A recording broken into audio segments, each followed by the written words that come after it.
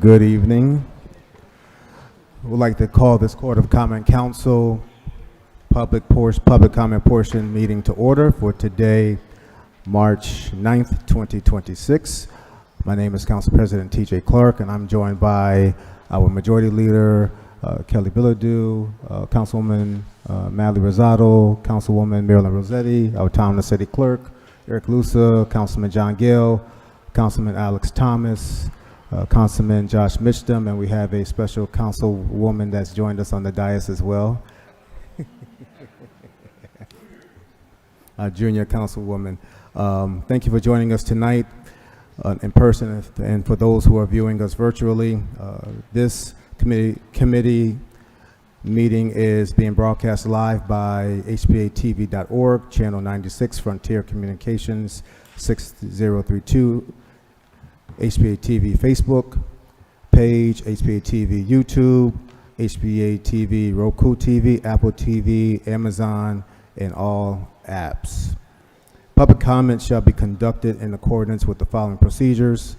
Each person shall give his or her name, address, and if he or she represents a group, shall in addition state for the record the name and address of said group or organization.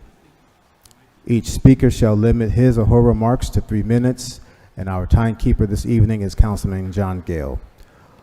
All remarks shall be addressed to the council as a body and not to any member thereof.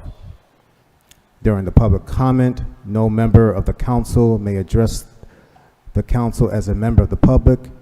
Any person making personal, impertinent, or slanderous remarks, or who becomes boisterous while addressing the council, shall forthwith be barred from further audience at said meeting unless permission to remain is granted by a 2/3 vote of the council members present and voting. During the public comment, there should be no debate by the council, although questions may be asked by council of persons making such presentations. And before I call our first speaker, I just want to read something to the general public this evening. Before we open tonight's public comment period, I want to take a moment to address the heavy cloud that is hanging over our city. Over the last few weeks, Hartford has seen 2 deeply painful tragedies. The officer-involved shootings of Everett Walker and Stephen Jones. Our hearts go out to their families, and we extend our condolences to all the families tonight.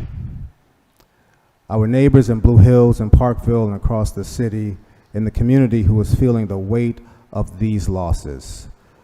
We, the council, hear your pain, and we recognize the trauma these incidents have reignited within our community. To those of you that are here to testify tonight, we are here to listen. Your voices are a vital part of how the city heals and how we can move forward. As council president, I want to be clear about where we stand and the work that we are doing behind the scenes. In the days following these incidents, I've had multiple conversations with Mayor Aralampalam and many of my colleagues on this council. Our priority in every one of these discussions has been the same: ensuring a process that is fully transparent and holds our police officers to the highest possible standards of conduct. And to that end, we're actively exploring ways to better integrate mental health supports within our first response efforts and looking into whether our officers are equipped with the right non-lethal tools to de-escalate when responding. The State Office of the Inspector General is currently conducting its independent investigation into both shootings. By law, we must wait for the IG to conduct their investigation and take any to conduct the investigation, release their final findings before the City of Hartford can conduct its own investigation and take any disciplinary action. We ask tonight for your patience with that legal process, but please know that our patience does not mean silence. We are committed to using the findings of those reports to push for policy changes necessary to keep our residents safe, and that's every resident. We look forward to hearing your comments tonight, and please remember to always reach out to us when you are in need. With that said, the first person to speak tonight is Alyssa Peterson.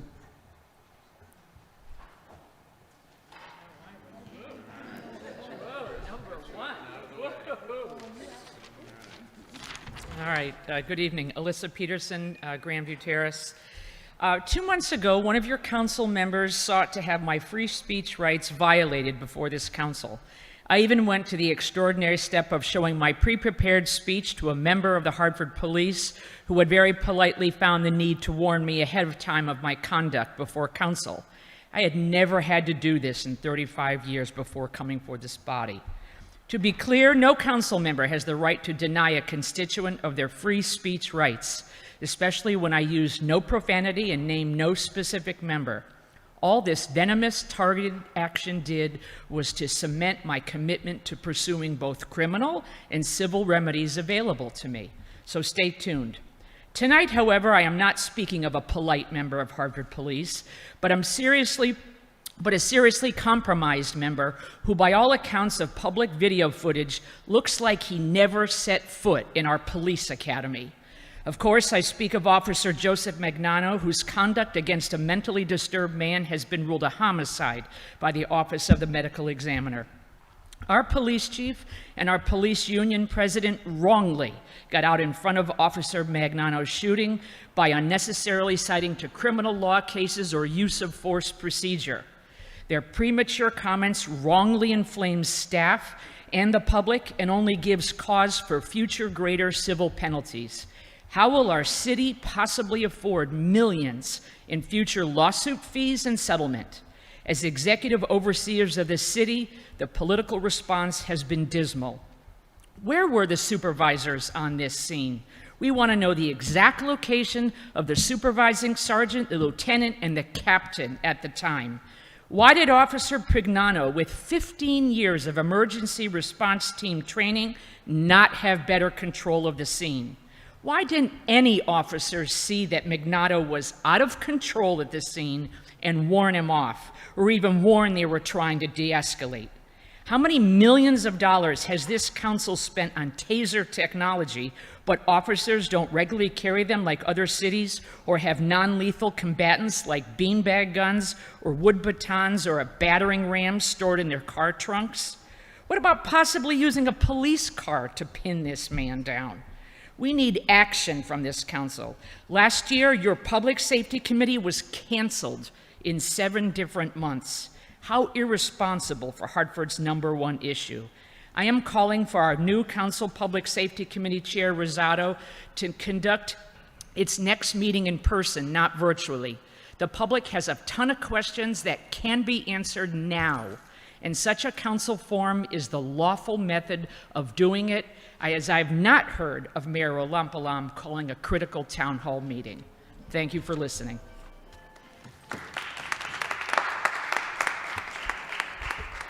Thank you. Corey Betts.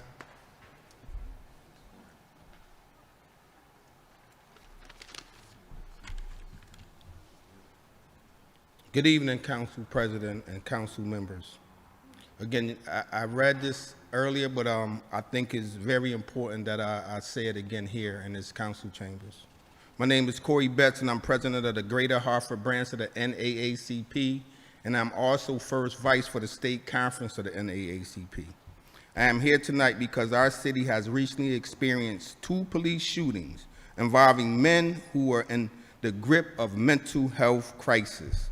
These incidents have shaken our community and raised serious questions about how Hartford responds when families call for help during moments of distress. Families in the city should never feel that reaching out for help in a mental health emergency could lead to tragedy. And while an investigation is underway, tonight is not just about a single incident. Tonight is about a system that our community has been raising concerns about for years. Hartford is one of the poorest capital cities in the United States, and I'm going to keep repeating that.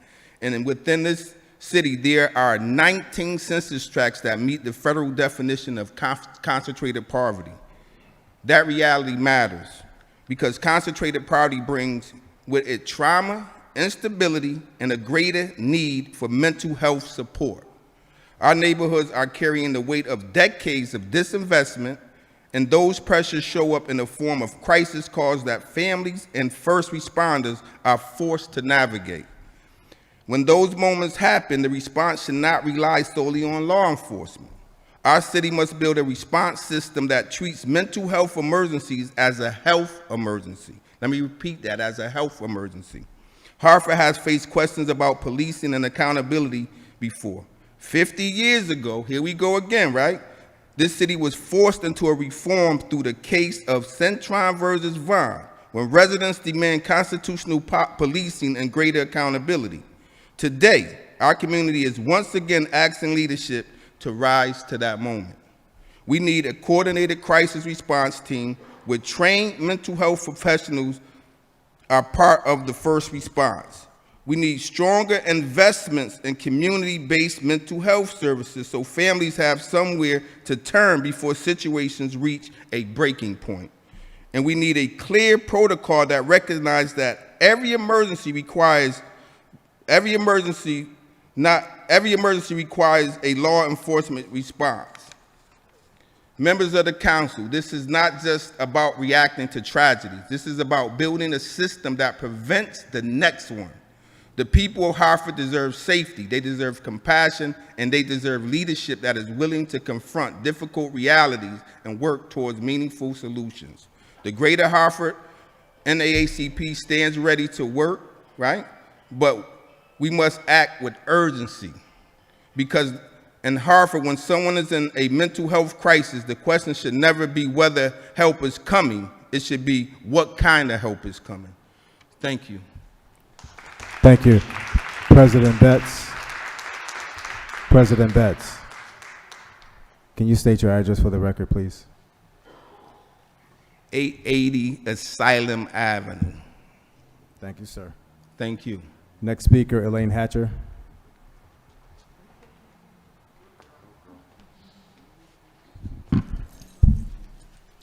Good evening, everyone. I don't think personally that a decision, you have to wait to fire this gentleman. And you lose that word loosely. He came in like the Wild Wild West. He unloaded his gun. He only put 9 bullets in the gentleman because he probably only had 9. When he arrived on the scene, Stevie was contained. Stevie was good. Stevie never one time lifted that cleaver in a menacing manner to anyone. And here is General Order 5.06 that Thody wrote in Section C. The first thing it says is take steps to calm the situation. The situation was calm when he rolled up in there like he was some renegade cowboy and shot that man for no reason. Stevie wasn't doing anything. He was just being Stevie. I've lived in that Blue Hills area for 50 plus years. And as long as he's been walking up and down that street, he's never bothered anybody. He's never injured anybody. The council should take steps to have the mayor enforce the chief of police to fire him. That was a homicide. They would not even put 9 bullets in a dog. And this is the second individual that got killed within 8 days. And both of the gentlemen had mental illnesses. What if it was your family? What if my grandkids was walking down the street when this idiot rolls up and decides to put 9 bullets into him? He endangered our whole community. And this happened right up the street from my house. So something needs to be done. Not saying, oh, we're going to do this or we're going to do that. Do something. Get him fired. There's no reason for him to be on the police force. He must have mental illness.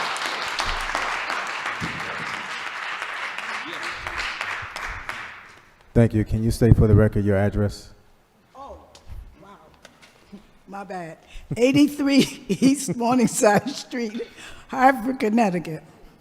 Thank you, ma'am. Don't be rolling by my house. No, ma'am. Nope. Next speaker is Zoe Chatfield. Hi, so my name is Zoe Chatfield. I today was actually here in my capacity as president of the board of Hartford Decides. I have a few of my board members here with me, and they had expected me to read something that I prepared. However, out of respect for the deep tragedy that our community is grappling with and the fact that there are so many people here that deserve a chance to speak, I am instead just going to keep it even briefer and say that every year, council, mayor's office, you grapple with how to distribute the budget. We only have limited funds, and how we use those funds impacts every single person in this room. I actually, unrelated to this and prior to any police shootings, had a meeting with the Office of Violence Prevention folks to talk about ways to collaborate, because I do genuinely believe, and not just blowing smoke up anyone's butts over here, believe that part of community safety is how we invest in our resources in our communities, which includes the capital improvement budget, which is the only piece of the budget that we have a small ability to control. So this is my abbreviated and unprepared speech, basically a plea to council to continue to allocate funds from the capital improvement budget to Hartford Decides, and to everyone in this room, reach out to us. You know, we can't do everything, but we do have a small way to work with community members to improve your neighborhoods. So thank you, that's it. Thank you. For the record, does Hartford Decides have an address?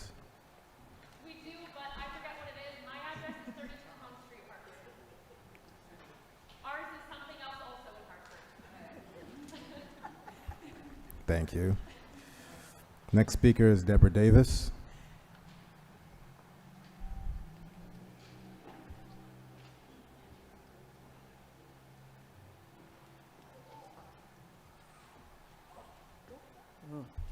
Deborah Davis, 421 Blue Hills Avenue in Hartford. And yes, I am enraged.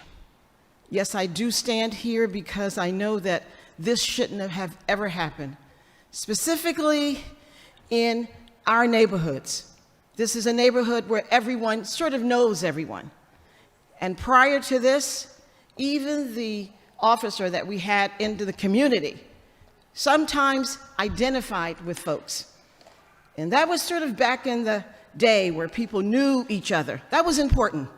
So we should make sure that, number one, that our particular officers that are coming into our communities, they become familiar right away, because we have like a family in the Blue Hills neighborhood, and people know each other, and that's important. Unfortunately, this was a tragedy, and mental health has been undiagnosed in our community for such a long time, over 20 years, maybe even longer, because people are undiagnosed not having access to the resources, not being able to understand how individuals are coming to them and talking to them about services. We need folks, because of what we do, Mothers United Against Violence, we have boots on the ground. We know exactly sometimes where this person is spacing himself or she is in terms of mentally. But we do know that there's a lot of people that have been diagnosed with, they have trauma. So our services in the mental health need to be even more reinforced. This was a tragedy. Over the entire country, we're getting emails and individual comments about how does a person unload 9 bullets into a person that was barely walking, and the individual walked up to him. That was the devastation of it. And I understand everything as it relates to, oh, I'm going to make sure that this person doesn't get close to me. They have this, I didn't understand that part, what he did, because it was within 30 seconds that he was able to get it off. 9 rounds. We are devastated. But more importantly, we need the council president, council members. We need you to act.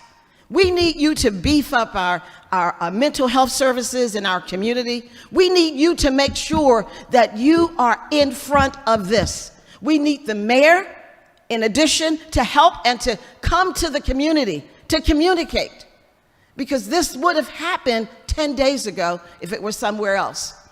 We do know that. But at the same time, we want to make sure that we do our part as the community. But we want to make sure that we understand the power of mental health, the power that we need to keep those cameras in our community. We need to make sure that's important, as well as making sure that we have more training for our police officers. And if they're going into the community, make sure they become familiar with the community that they're in, and not just come up and roll up on people and taking them out. That is unacceptable. We have a lot of work to do. And by having every item that we do with boots on the ground, violence prevention, intervention, what we do every day, we work with so many victims. And this, for us, is a tragedy. But I want to thank you for just listening, because I know I could talk for a long time. But I also know that this is an issue that we need to deal with. And we want to be in the front, we want to be on the side, and we certainly want to make that we get the reinforcements in every area. Thank you. Thank you.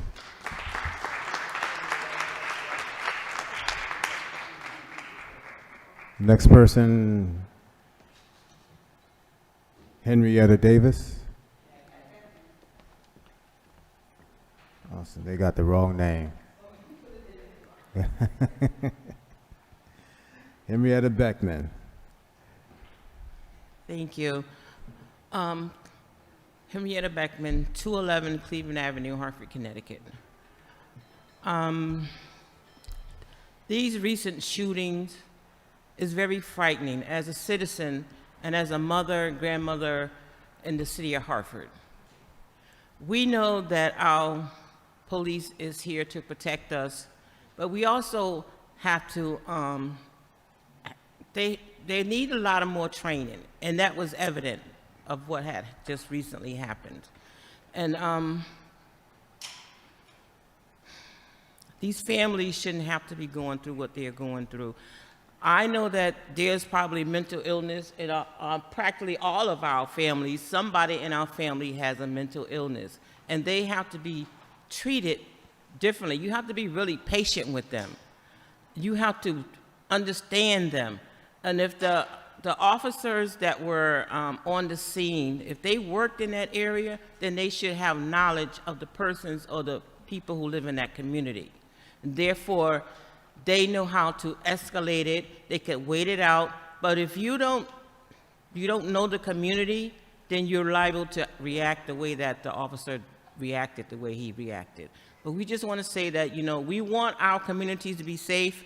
We want the respect from the police, and we want our community to respect the police. So it goes both ways. So I just want to say that. Thank you. Thank you. Reverend Henry Brown.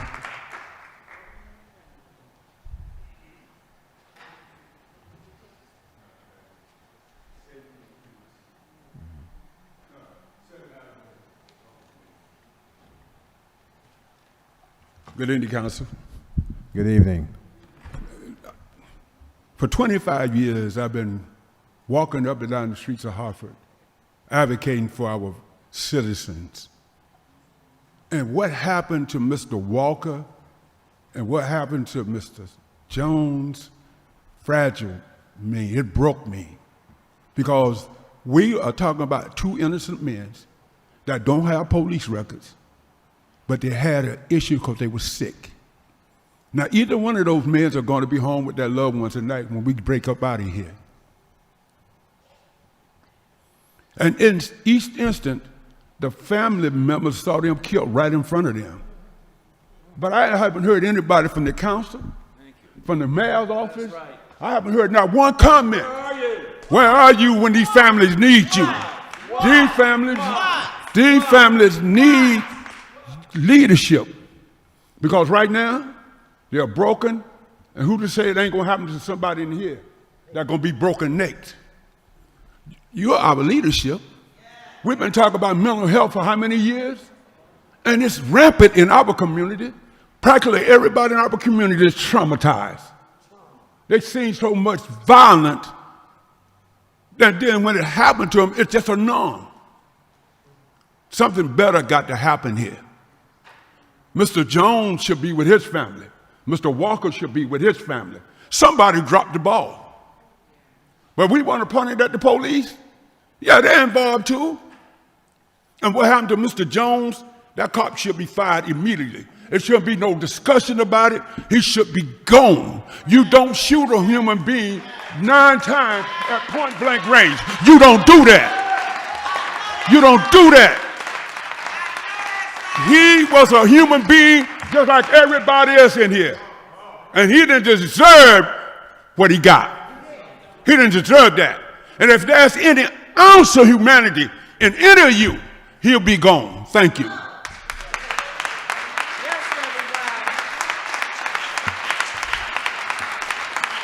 Thank you very much. Laverne Terry.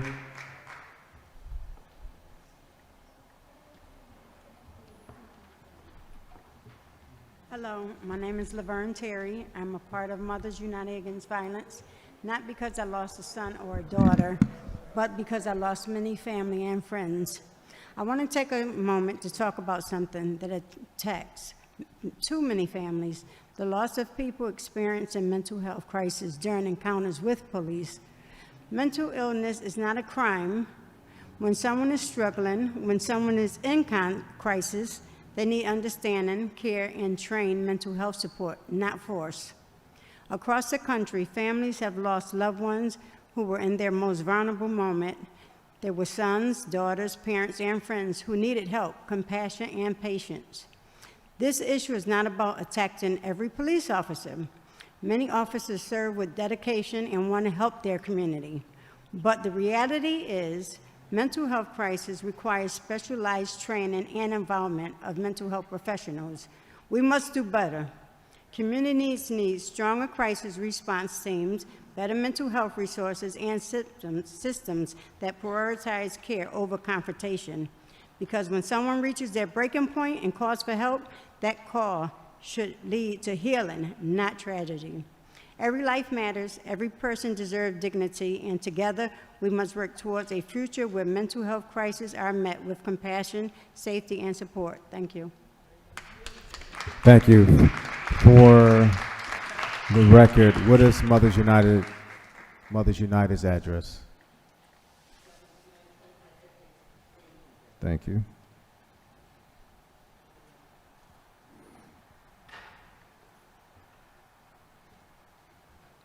I can't pronounce the first name. Last name, Sayes.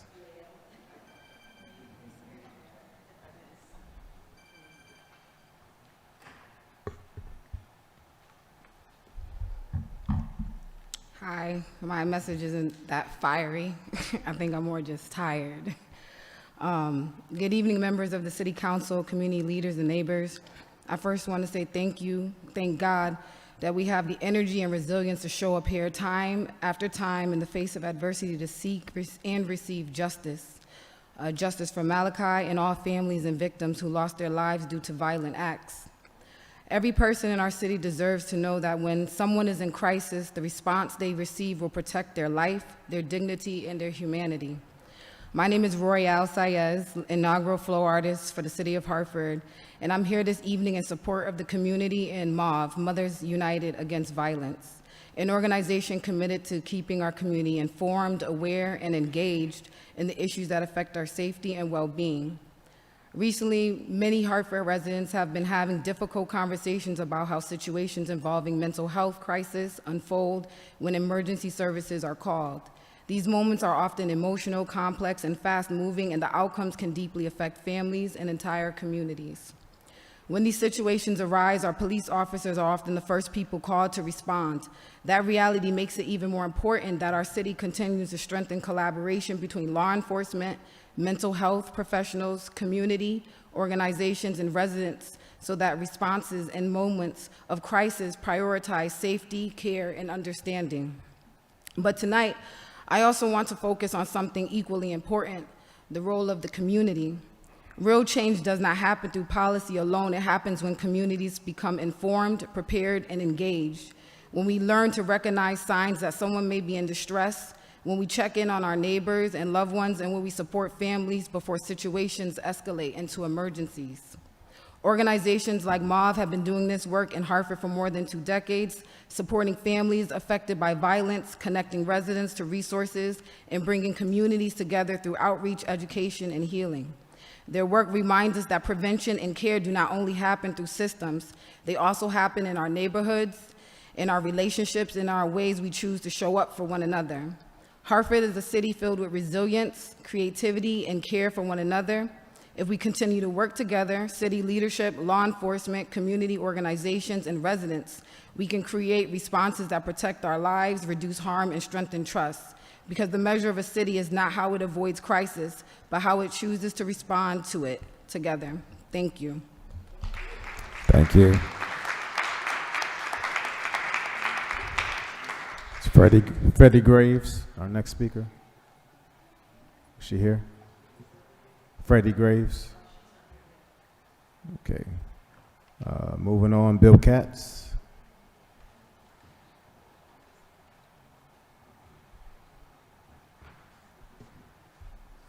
My name is Bill Katz. I live at 166 Linmore Street.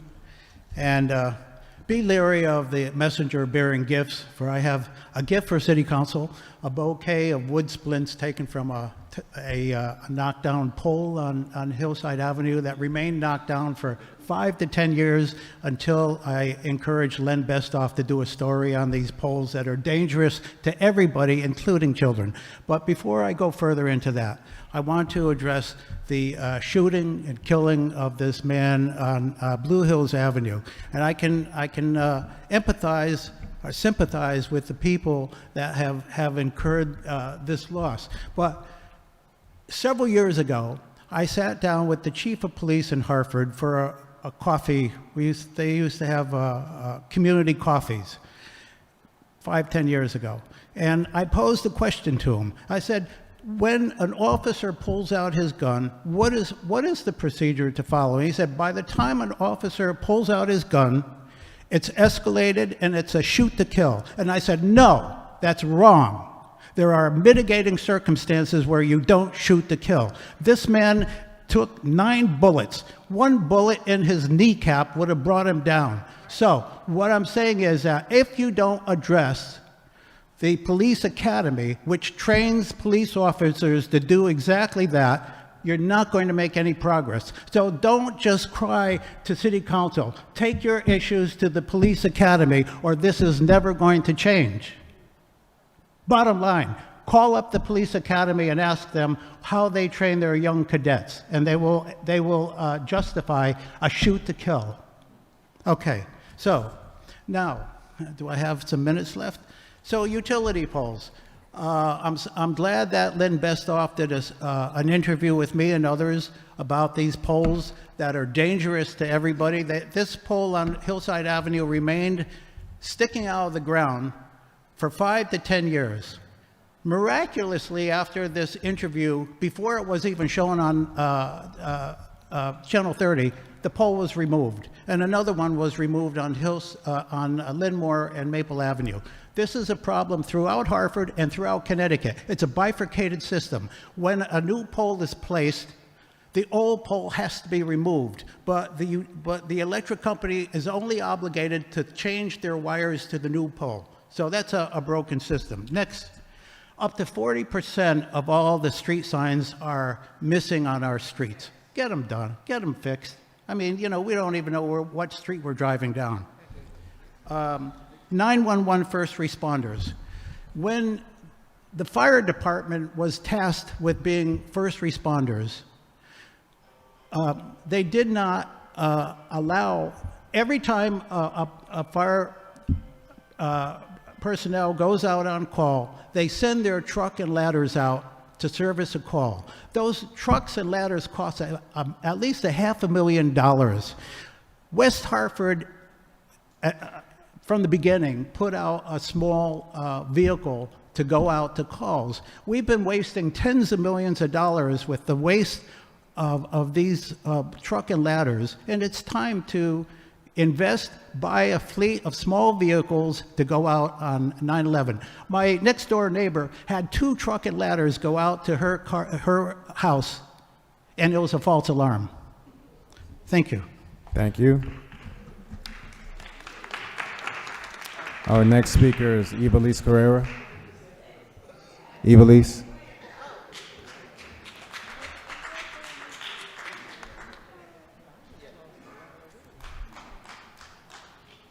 Thank you.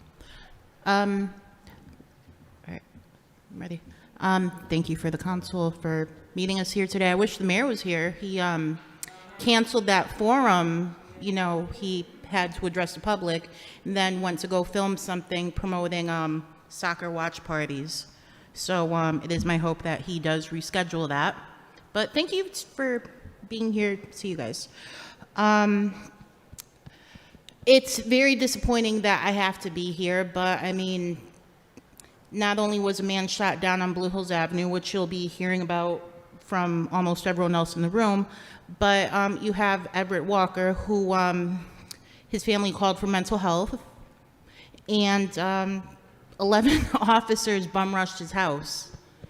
I don't know what's going on with that, and the city and the mayor's response was so poor that the police union was emboldened to ask for more money, despite the fact that they get new take-home vehicles every year. So I'm thinking maybe they can, you know, hold on to their vehicles for a year and probably invest that money in training instead. So I will give the council back their time. I'm disappointed. And it's my hope that this officer gets fired. So you're going to pay him one way or another. You can pay him retroactively or you can pay him now. Sending a sign would be to fire him now and just pay him later. Thank you. Thank you. Evelise. Evelise, can you state for the record your address or organization you're representing? BLM 860 is located, or we're headquartered on Clark Street. Thank you.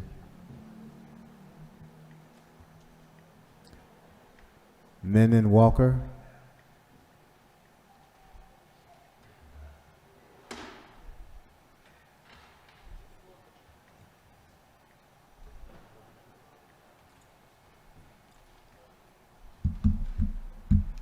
Hi, my name is Menon Walker. My address is 990 Capitol Ave. So I just really wanted to come here to speak today because, you know, my dad, he lived in Hartford since he was 18 years old. He worked since he was 18, so he was working in Hartford for over 35 years. He went to school and he got his CDL license. He also raised all his children in Hartford and encouraged us to help the community go to school and pursue our dreams. Each of us have our own separate careers. My sister's going into nursing.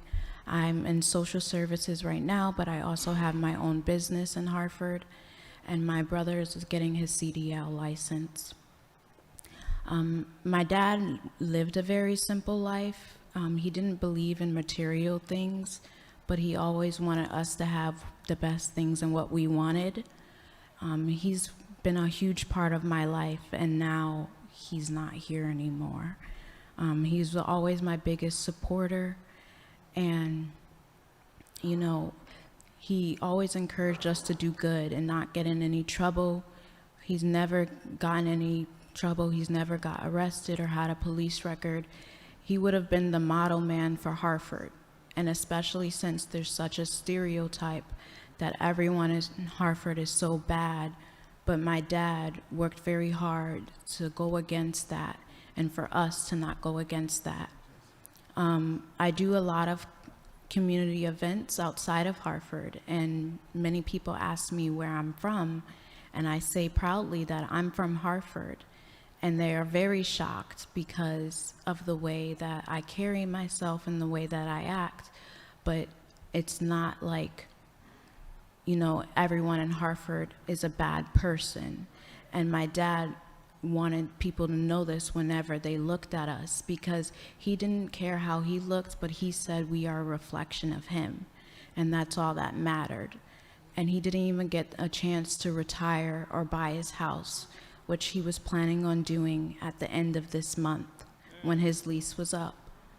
So it's like we have to rearrange our whole life without our father, and we've never had to live like that before. Yeah, so my auntie's gonna say something now. In the words of Bob Marley, get up stand up for your rights. State your name and your address. My name is Sarika Walker, and Everett Walker was my brother. As my niece was saying, he was a hardworking man and, you know, just doing his hustle. He would have hurt no one, but he had to die the way he did. So my question is to the council is like, what are we gonna do to prevent this happening from any other family? I don't want another family to feel the pain that we feel. We really need to make a change and make a difference. We need to see a change. We wanna see a change that's in the world today. We can't let it keep happening. It has to stop. Somehow, some way. We can't repeat history like this. We've been fighting too long. So when is it gonna stop? That's my question. Thank you. Justice! Justice! Justice! Justice! Justice! Justice! It's not just us. Justice. It's justice. Thank you for your time. Amen.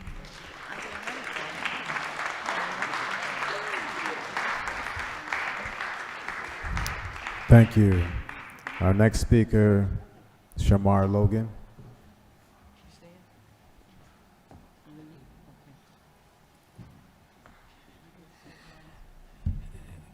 Good evening, Shamar Logan, 196 Trumbull Street, Hartford, Connecticut. So, the public was asked tonight to be patient, as the public is always asked to be patient in a moment like this. But patience is a strange thing to ask for when a man's life has already been lost. At this point, 2 men's lives have been lost. So patience, I feel like, is a strange thing to ask for. And really, when the community is told to be patient, what we actually hear is accountability can wait. Men are in mental distress and they need help, but instead of receiving care, they receive bullets. And as quiet as it's being kept, and we haven't said it yet, implicit bias can indeed turn a moment of crisis into a moment of perceived threat. Now, the medical examiner has already ruled this killing a homicide, yet the officers are still employed. So what the public is being asked to accept is something that is fundamentally unacceptable. That even when the system recognizes a death as a homicide, accountability is still delayed or avoided altogether. And what makes this even more painful is that Hartford had a system in place and had a model for something better. There was a program that could send social workers and crisis responders to certain calls instead of police, which gives more opportunity for care instead of escalation.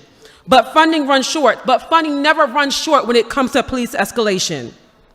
So now we're standing here in the aftermath of a tragedy that might have been prevented. So the questions that are being asked of this council and the city, it's not complicated. Will this city choose real accountability? Will this city choose to fully fund mental health response systems that actually save lives? Or will we continue accepting a system where people in crisis are met with force instead of help?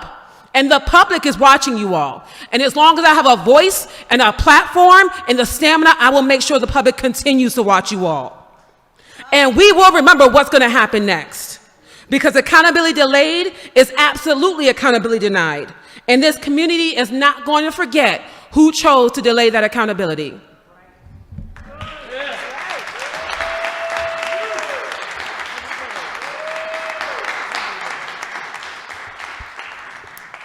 Thank you. Peter Little.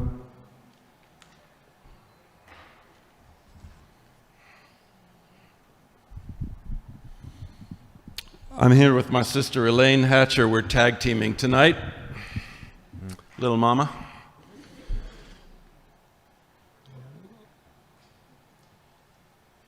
This afternoon at Phillips Metropolitan CME Church on Main Street in North Hartford, Ben Crump, the Attorney General of Black America, came to our city to announce that he was representing the Jones family. If y'all don't know who Ben Crump is, and I think every black person in the audience certainly does, but I'm not sure that every white person on the council does, you need to learn, and you need to learn fast. Ben Crump was the attorney who, more than any, has delivered settlements to families who were victimized by police misconduct, notably $45 million to the family of Randy Cox in New Haven just a few years ago. So study up, council members. Ben Crump is coming to town.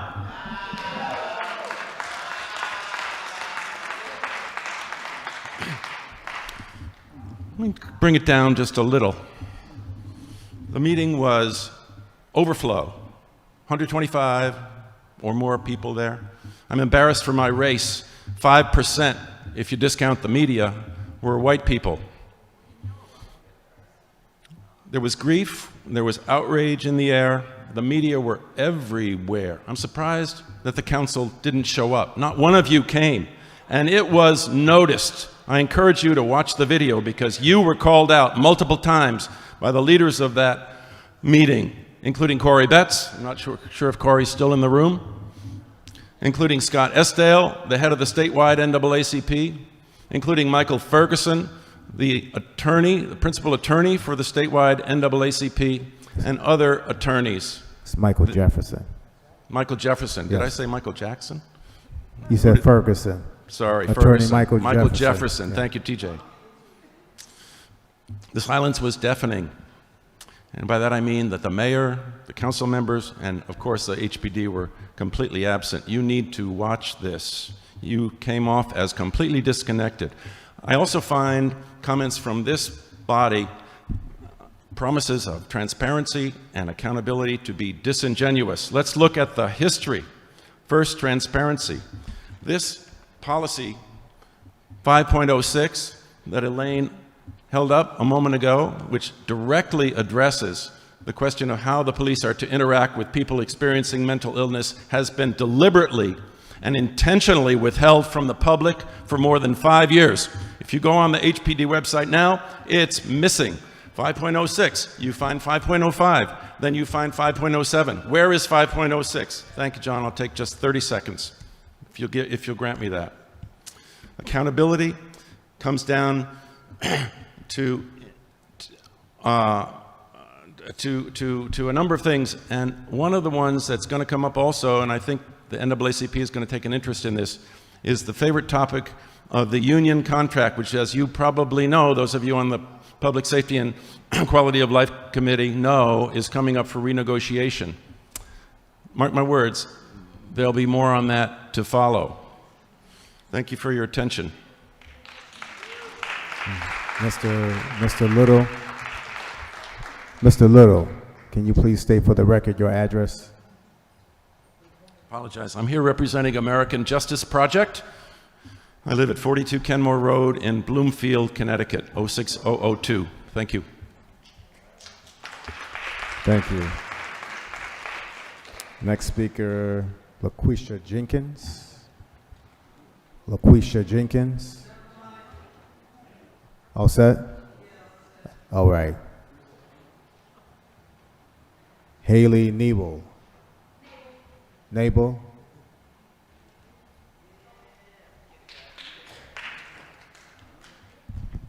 Hi, I'm Haley Knable. I live at 338 Asylum Street in Hartford.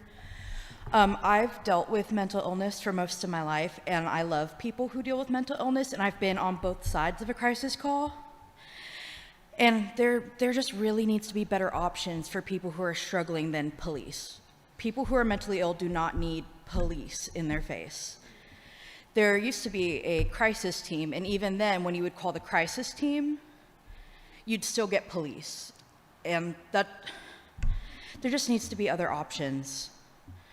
People can't keep being injured and dying, and they're struggling.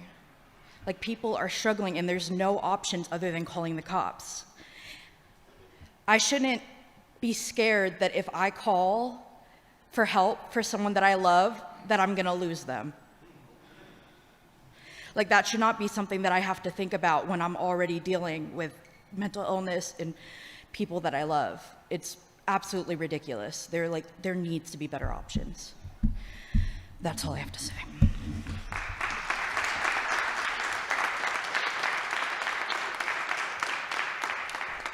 Our next speaker, thank you very much. Our next speaker is Reed Hopkins.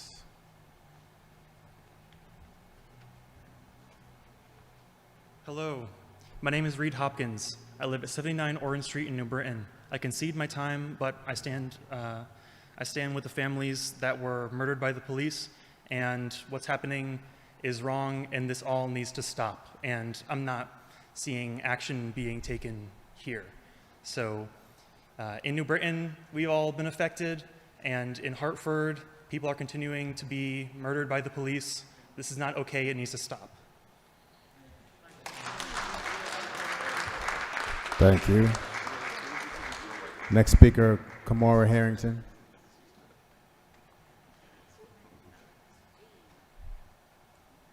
So, hey y'all, we're all here for the exact same thing tonight.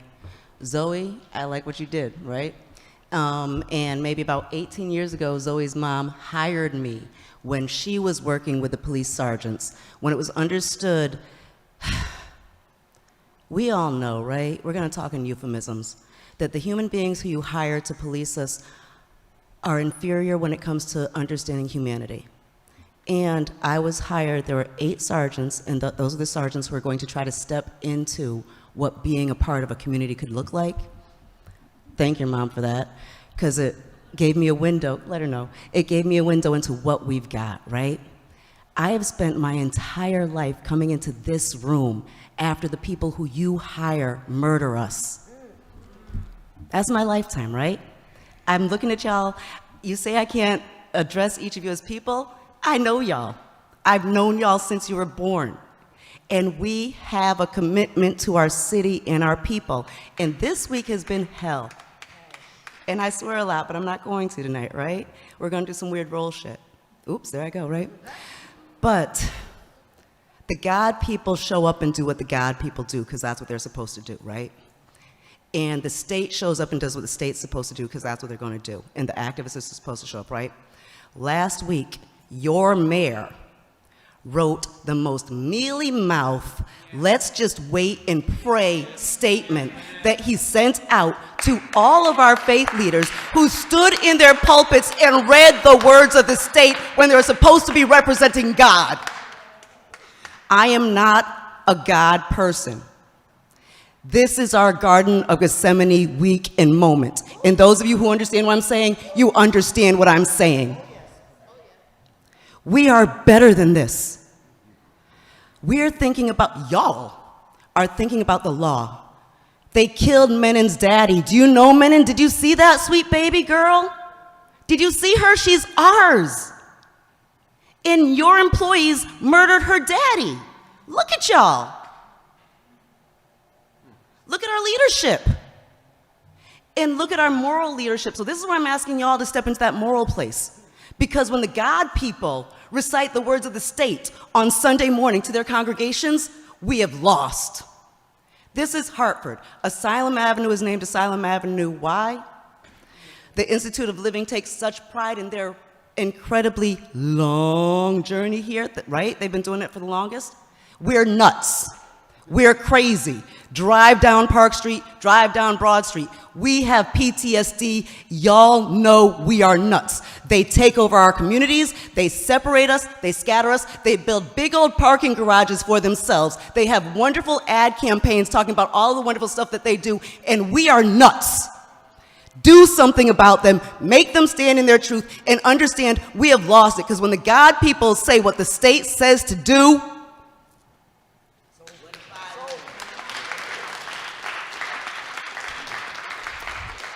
thank you. Our next speaker, Sharika Walker. All set? All right. Rashawn Lee.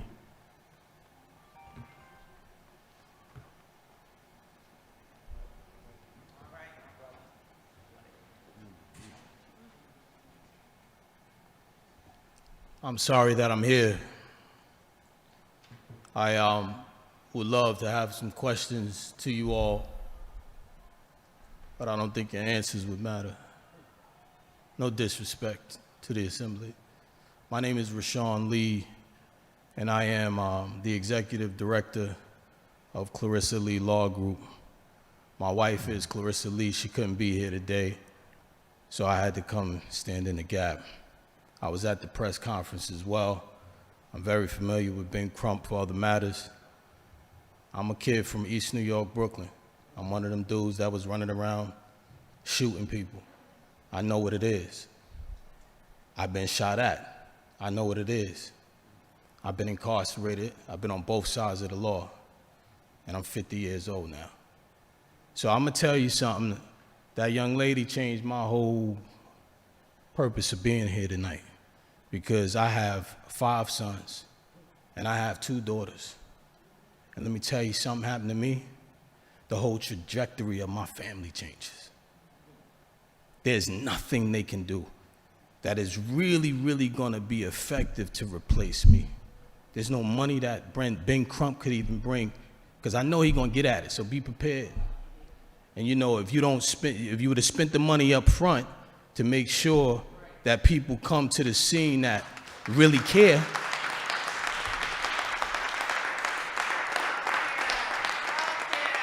we'd be in a different position.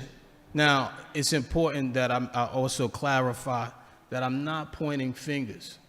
So when I say if you, I'm not meaning you per se, but I am going to say you're in a position of leadership.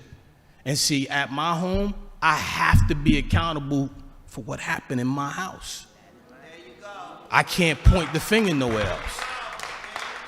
And when you think of Mr. Jones and think of Mr. Walker, you know, try to think of them as your brother, your cousin, your father, your son. Try to think of it that way, and you'll start looking at things a little bit different.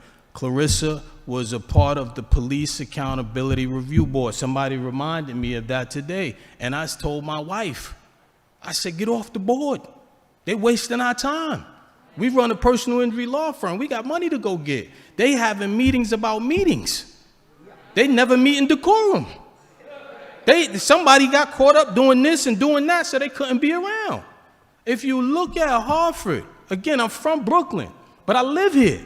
My kids are here. My family is here. My mother died in St. Francis from pancreatic cancer.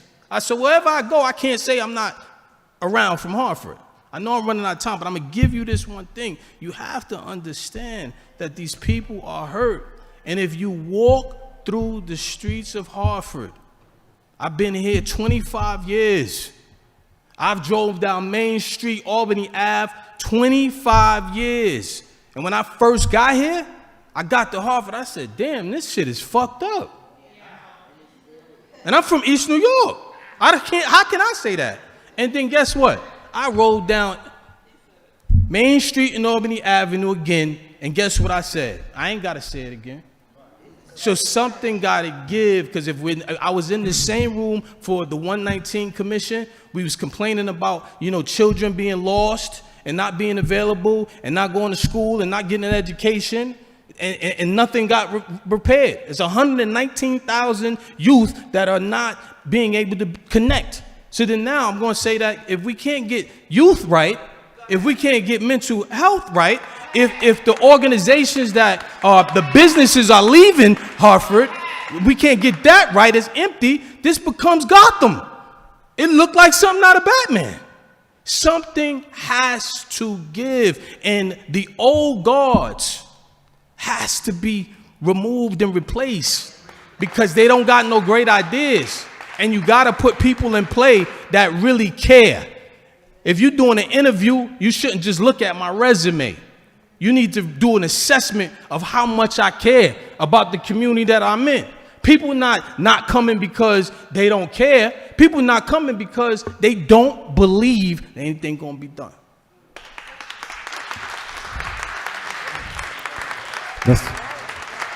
Mr. Lee.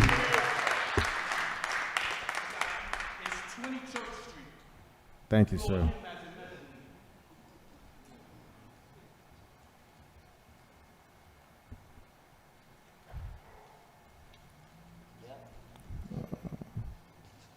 Holly Halloway?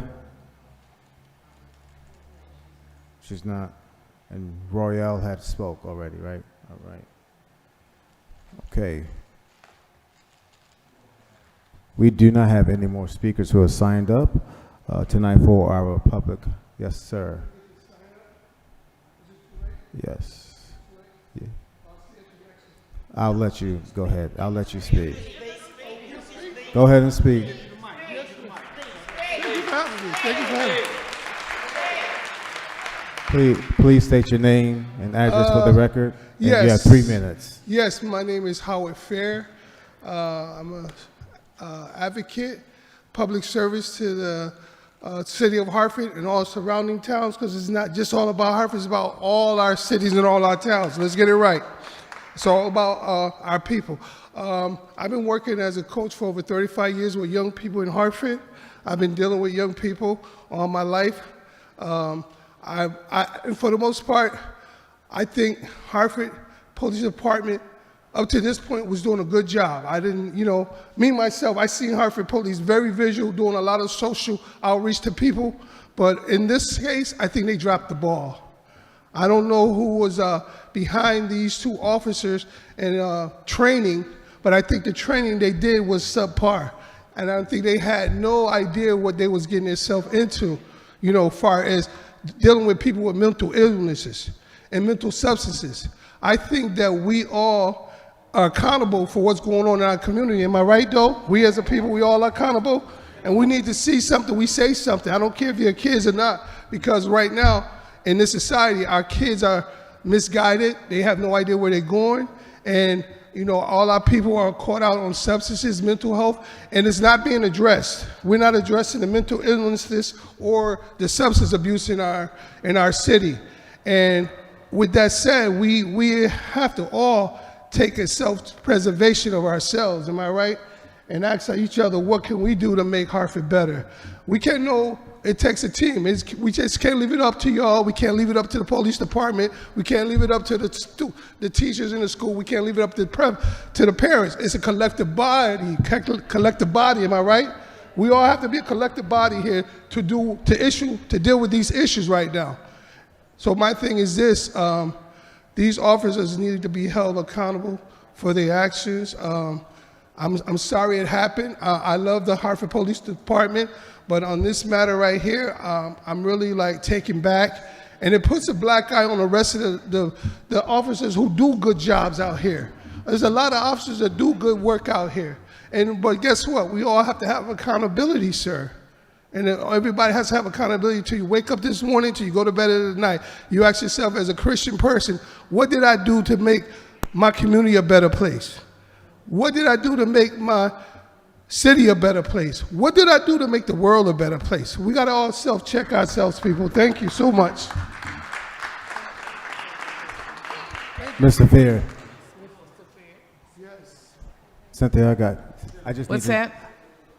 I'm gonna call you, I just need him right quick. Okay. What's your address, please, sir, for the record? Yes, I'm 450 Barber Street, Hartford, Connecticut.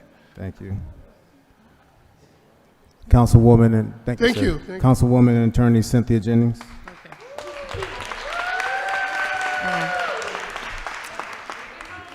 Thank you so much.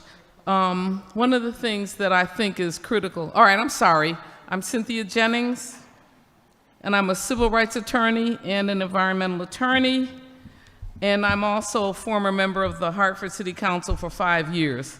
I live at 86 Heartland Street in Hartford. I'm here tonight because 2 Hartford families are grieving loved ones whose lives ended during mental health crises. This is not only a public safety issue, it is a civil rights issue.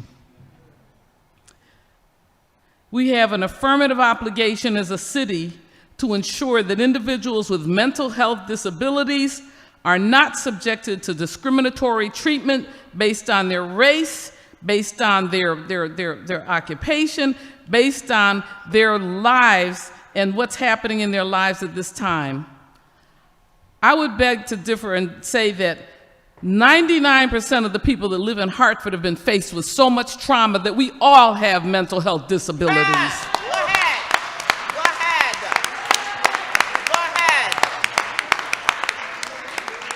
When a police officer or any government person interacts with a member of this community, they have to remember you are interacting with taxpayers, and the taxpayers have a right to a reasonable accommodation, de-escalation, and appropriate crisis response whenever they are interacting with people that work for them. Yes, yes. When that obligation is ignored, the consequences are not only tragic, they may also be life-ending and life-threatening. When I listened to Mr. Walker's daughter and what it is that that daughter is facing now, you better believe that it's hard to replace a black man in this community. It is hard to replace a father that loves their children, who gives up his life to make sure that they can eat and they can sleep and live in an appropriate place. It's hard to replace a father who will walk her down that aisle when it's time for her to get married and have her own family. Federal courts have repeatedly held that municipalities can be held accountable when their training failures, policies, or systemic practices result in unconstitutional uses of deadly force.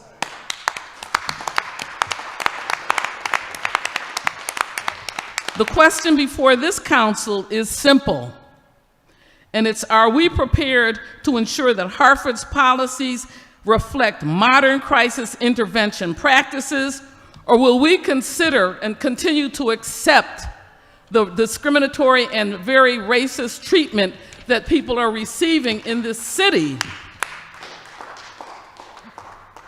I think that Mr. Little brought it up. Had it been a white person, things might have turned out differently. Had it been a person that didn't have mental disabilities, things might have turned out differently. Other cities have implemented behavioral health crisis teams, co-responder units, and non-lethal intervention protocols that reduce the likelihood of deadly consequences. Hartford must do the same. Because the measure of justice in a city is not how it responds when people are at their best, but how it protects them when they are at their most vulnerable. Mr. Walker's daughter, at one of the events that I went to, talked about why he was having mental disability. He watched his daughter die from cancer at an early age, and she said for days he couldn't get up off that floor. This man was going through a crisis that no one knew about but the family, immediate family and friends. But that's not what we've hired our police to do. It is their job to use non-lethal force. They could have taken, they could have sprayed him with pepper spray. That man would have succumbed. There's so many other non-lethal ways to deal with someone who's in a mental health crisis. Right. The bean bags. They have bean bags now. They could have called the fire department and you had them do what they used to do to us in the 60s with a fire hose and knock that man over. Call the fire truck. Call the fire truck. It is my sincere hope that Hartford acts proactively to ensure that this kind of a tragedy never happens again, and that the legal consequences never occur again. Because when you're dealing with people that are working and paying taxes in this city, who do you think is going to pay for the legal fees that come out of this? And we should, because we have allowed someone to lose their father, their husband, their brother, their uncle.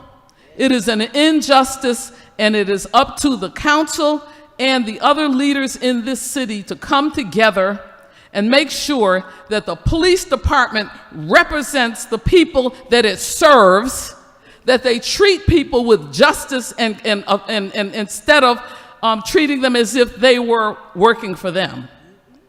I think it's very important that we take this into consideration. I think it's when this obligation is ignored, the consequences are not only tragic, but they are also a true liability for this city. Thank you very much for the opportunity to speak to the council. Justice! Justice! Justice! Justice! All right. Justice!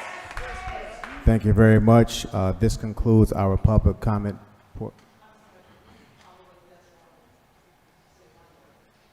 Okay.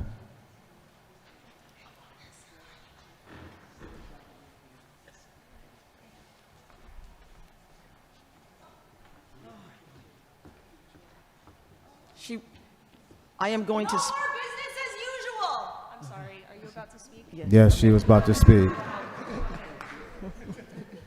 I am going to speak for her. We called Miss Holloway to come. This is Malachi James's mom. And you know we've been working on the resolution. But when we told her what had happened, she's seen what had happened. This is a movement.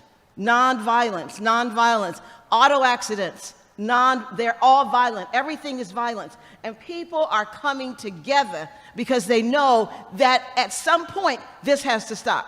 And so whatever we do, the moms and the dads and the sisters and the brothers, we got to think about them like they're your relatives too, because we're an extended family. But she came all the way from Middletown. I said, you have to stand, because she's representing another child that we lost senselessly. And we're hoping that that resolution will pass, because we need the reinforcement to let people know that you're not going to sit, but you're going to act. You're going to act, and you're going to put some teeth in it. And this mom is going to have tears for the rest of her life. For the rest of her life, because that's what grief does to you. As long as it doesn't take her out, that will be our only consolation, to make sure that we're doing things continuously. She also supports cameras. She said they needed to have more visibility when that accident happened by a Tesla, which was like a truck hitting that kid. And if you think about it, you think about that impact, as that kid died instantly. We have to have heart. We have to have action. And now, with an addition to 2 more families, we have families across the board hurting, the Walker family. And then we have Mr. Steve's family. We have so many families that haven't even stepped up. So I had to make sure that her voice was heard. She came all the way from Middletown to be here. And whatever we have to do across this state, we're going to do it. But this is our city. We live here. We need to make sure we work together to make sure we get action. That's really key. Thank you. Thank you. That concludes our public comment portion. We will start our council meeting at 7:35. Thank you. Have a good night.